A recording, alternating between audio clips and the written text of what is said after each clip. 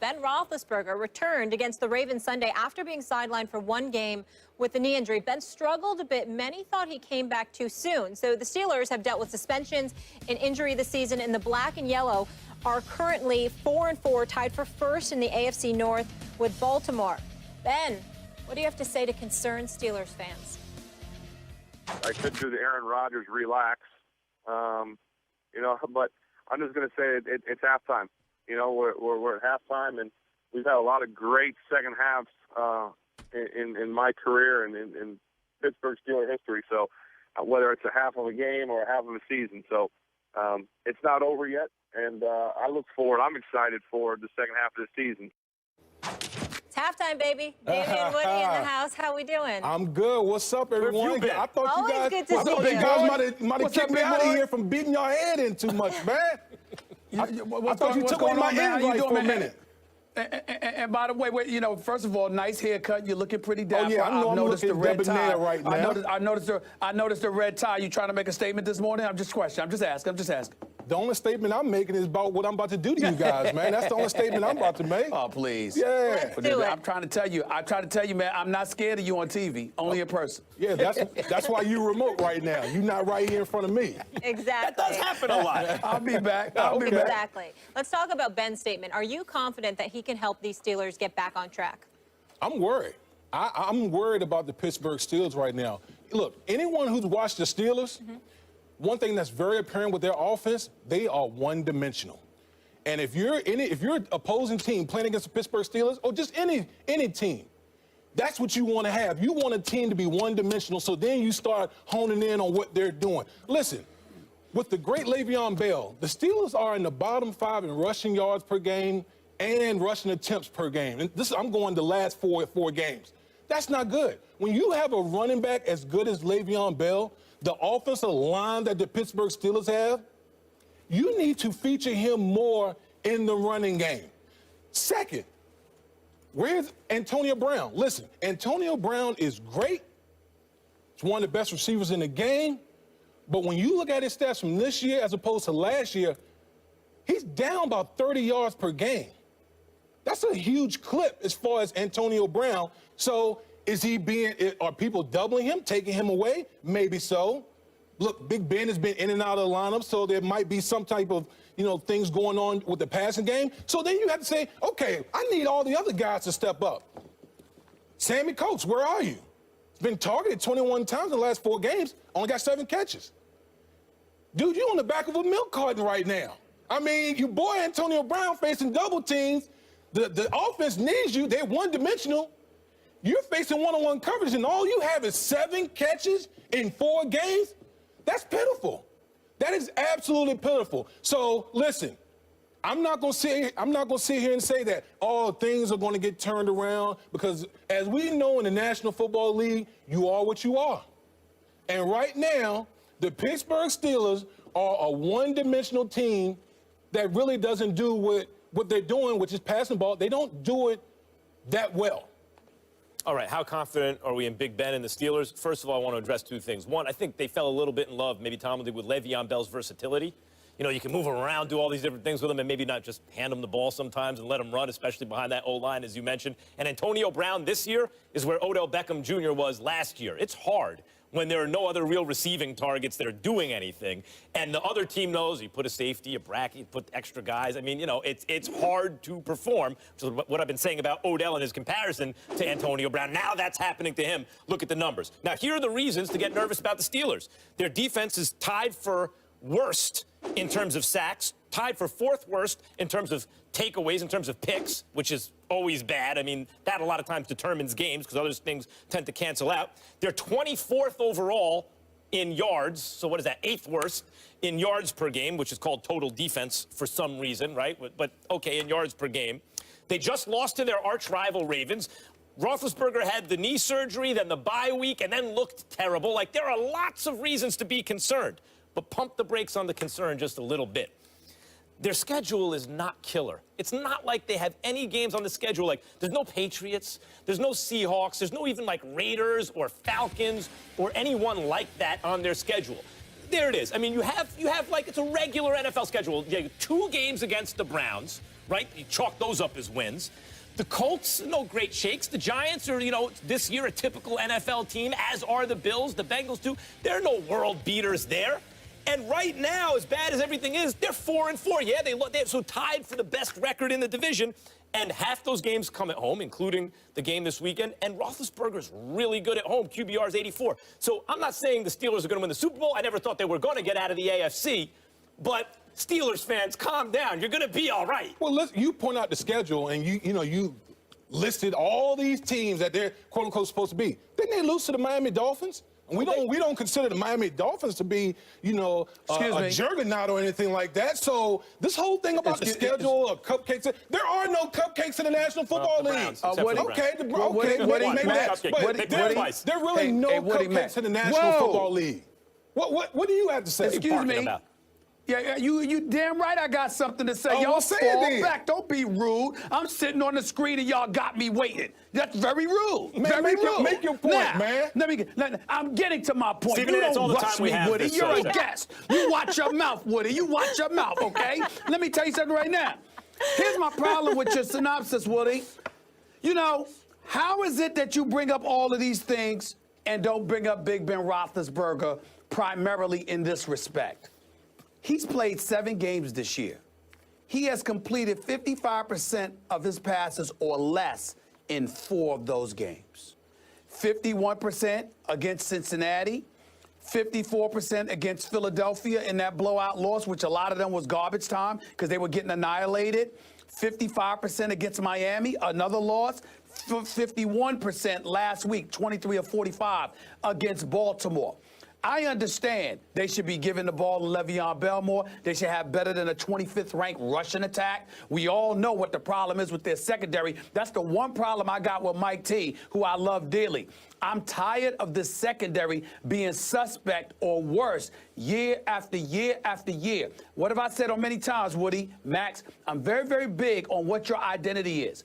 Mike T was on the defensive side of the ball as a coordinator before he became a head coach. So I expect your defense to be up to snuff. And we all know that ain't the case with the Pittsburgh Steelers, which is a huge, huge problem. So when I look at it from that perspective, that's something that has to be fixed between him and Keith Butler, the defensive coordinator, and I understand that.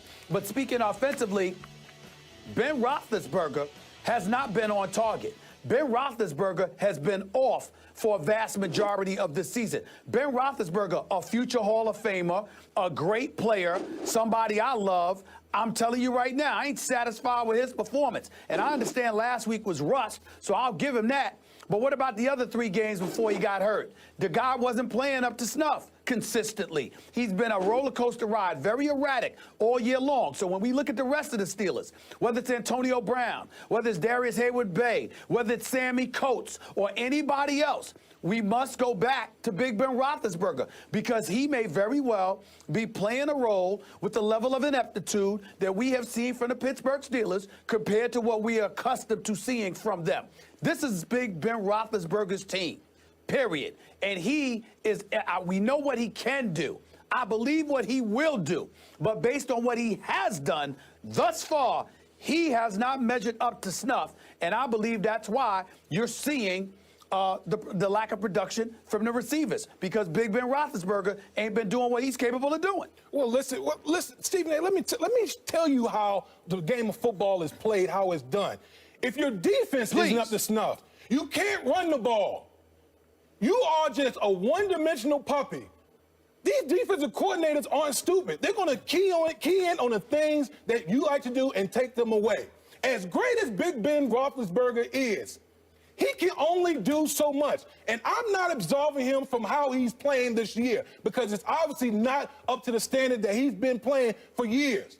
But it doesn't matter if you're Big Ben, if you're Tom Brady, it doesn't matter. If you have elements of your team or players on your team that's not contributing, that's not playing up to the level that they're supposed to, how do you expect one person to carry the whole team? It doesn't work that way in pro football. I'm not challenging that notion, and I certainly will defer to your football knowledge ahead of mine. I'm not questioning that.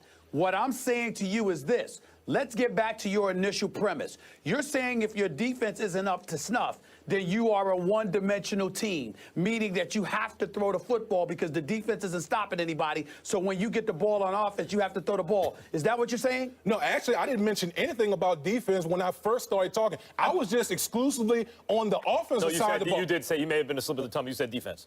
You said defense. Yeah, you did say defense. No defense. defense. You did say and you defense. can't run the ball. Okay, well, maybe that. Yeah, that's what you said. Even still, that still plays into my point. If you don't have, if you can't stop, if you can't get off the field on defense and you don't run the football. How are you? Hold on, wait a minute. How are you supposed to win games? Now I'm challenging you. How are you supposed to win games, Stephen A? Hold on. Now I'm getting ready to tell you. Okay, go now ahead, I'm challenging you. If you can run the football effectively yourself, right. That's how you spell for the defense. Because if you're on the field and you're moving the chains, all right, but the Steelers ain't doing that. Ain't doing that. So have you been listening to what I've been saying? That's what I said right out the gate. I said the Steelers over the last 4 games are in the bottom 5 of the league in rushing the ball and rushing attempts. They're not even trying to rush the ball. They are one-dimensional. They're just spreading them out like this is Oklahoma or something and throwing the ball over the field. Hold on. I got that. But my problem with what you're saying, Damian, is this. Even if they're throwing the football too much, and I can agree with you that they need to run the ball more, particularly when you got Le'Veon Bell and D'Angelo Williams down there, my flip side to this, Damian, is this. Damn, it's Big Ben. You got Antonio Brown, you got Coach, you got Haywood Bay. You got Le'Veon Bell coming out of the backfield catching passes. Big Ben Roethlisberger's numbers should look better than what they've looked. He's not doing something. About that, Damian, and both of you guys. Yeah. To me, it looks like Roethlisberger after the knee is different. It looks like against Baltimore, it looked like he's not the same guy. Like he's too hurt to be out there playing, and he's going out there coming off the bye and everything. He had a couple of weeks. But how much is the injury right now, or the surgery affecting his play? Well, it's called Father Time.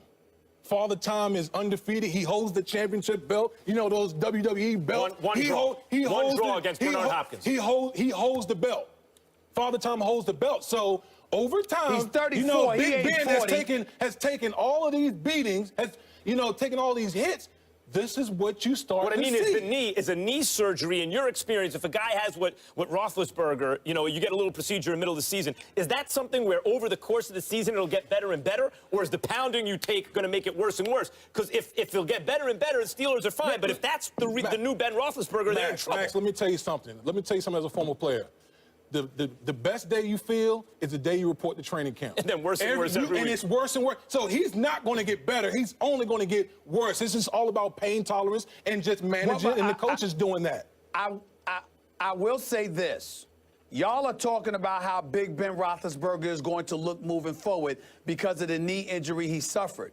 The point I'm making is before the knee suffered, he was inconsistent, which is why I'm concerned. If it was just the knee, then I would say, okay, he's got the experience. Last week was a rough patch, but that's probably why he came back a little early, get that rust out the way so he could be ready to go from here on out. We'll see. But I've seen inconsistency from him since the Monday night win over Washington. That's my issue with Big Ben Roethlisberger right now. That's why I believe there's a reason for concern, because what I've been seeing from him this year hasn't been the model of consistency. And don't tell me Antonio Brown and Sammy Coates and these boys aren't getting open. They've been open. Ben Roethlisberger has been missing them. Not at home. At home, he's much better than on the road this year for whatever reasons. He has his QBR is sky high at home, and they got a home game coming up. So, Well, they've already had 4 road games, so I don't want to hear that. They're going to wind up with 8 road games. Listen, bottom line, one of them against the Browns. Bottom line, you can't run the ball. I don't care who you have at quarterback, and your defense doesn't play ball. It's very hard to do anything at the quarterback position. Hold on. You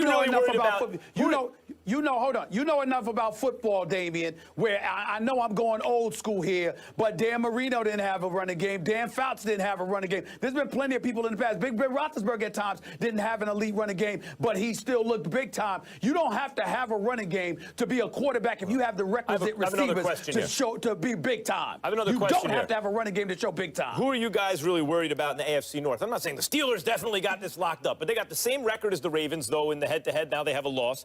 The Ravens, the Bengals, certainly not the Browns. Like, there's no killer team in the division right now that they really have to sweat. So they can kind of chug along, treading water, and if they get hot late, they got the division. Who are you really worried about in the AFC North? Let me give you my definition of greatness. Greatness is when you ain't worried about anybody but yourself.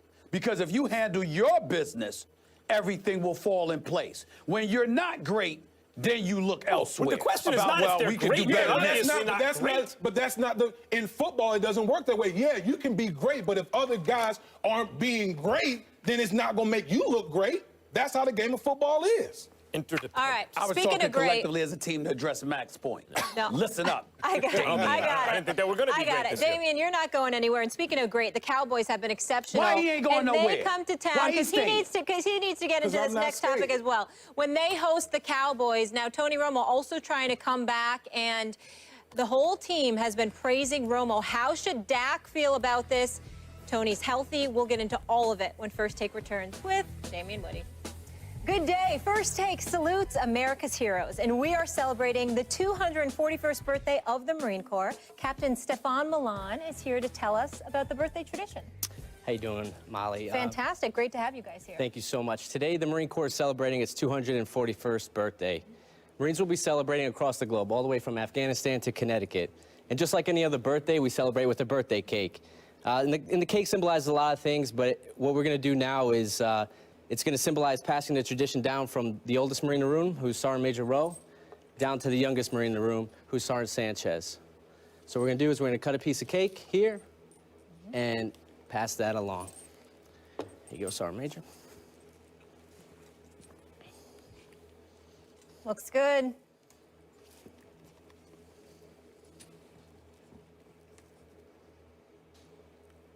Now the question is, when does the civilian girl get a piece of cake? When she's invited to the ball. Okay. Thank you so much for joining us today and taking us through that tradition. And thank you to all the servicemen and women protecting this country every single day. We appreciate you. And happy 241st birthday to the Marine Corps. Hoorah! First Take is brought to you by Big time. Who are you guys really worried about in the AFC North? I'm not saying the Steelers definitely got this locked up, but they got the same record as the Ravens, though, in the head-to-head. Now they have a loss. The Ravens, the Bengals, certainly not the Browns. Like, there's no killer team in the division right now that they really have to sweat. So they can kind of chug along, treading water, and if they get hot late, they got the division. Who are you really worried about in the AFC North? Let me give you my definition of greatness. Greatness is when you ain't worried about anybody but yourself. Because if you handle your business, everything will fall in place. When you're not great, then you look elsewhere. But the question is not if they're great. But that's not the. In football, it doesn't work that way. Yeah, you can be great, but if other guys aren't being great, then it's not going to make you look great. That's how the game of football is. All right. I was Speaking talking of great, collectively as a team to address Mac's point. No. Listen up. I got it. I didn't think they were going to be I got great it. this year. Damien, you're not going anywhere. And speaking of great, the Cowboys have been exceptional. Why he ain't going and nowhere? they come to town Why he because he needs to get into I'm this not next topic staying. as well. When they host the Cowboys, now Tony Romo also trying to come back, and the whole team has been praising Romo. How should Dak feel about this? Tony's healthy. We'll get into all of it when First Take returns with Damien Woody. Good day. First Take salutes America's heroes, and we are celebrating the 241st birthday of the Marine Corps. Captain Stefan Milan is here to tell us about the birthday tradition.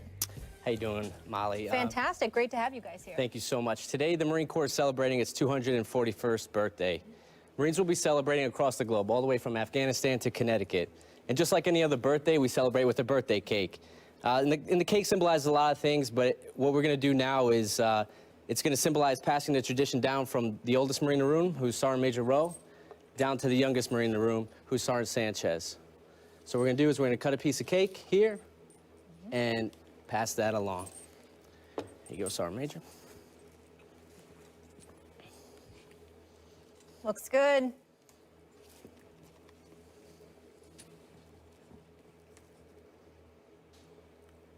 Now the question is, when does the civilian girl get a piece of cake? when she's invited to the ball. Okay. Thank you so much for joining us today and taking us through that tradition. And thank you to all the servicemen and women protecting this country every single day. We appreciate you. And happy 241st birthday to the Marine Corps. Hoorah! First Take is brought to you